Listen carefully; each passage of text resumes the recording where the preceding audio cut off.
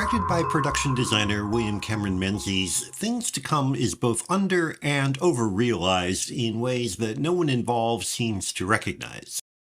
Based on a novel by H.G. Wells, it tries to depict the emergence of a new, greater civilization from the hurly-burly of contemporary, that is 1930s, society through a cataclysmic 30-year-long war to a shiny science and technology-based nirvana. Highly stylized, more didactic than dramatic, it is a fascinating record of one vision of the future, but not very compelling as a story. Part of the problem is that the century-long time span makes it impossible for a single protagonist to motivate action.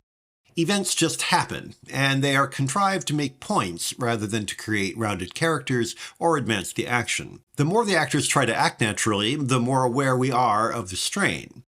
As a weak substitute, one actor, Raymond Massey, plays two related characters, John and Oswald Cabal, who provide a kind of continuity in time.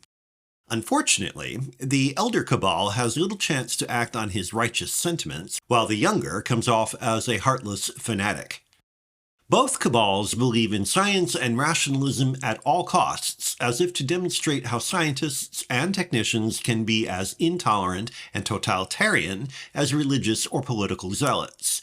That message is probably the opposite of what the author and the filmmakers intended.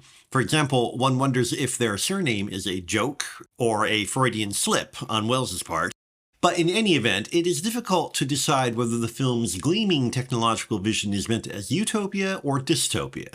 That the masses are easily manipulated into rejecting the rationalist techno-fascist paradise exposes political complications of which the filmmakers seem unaware.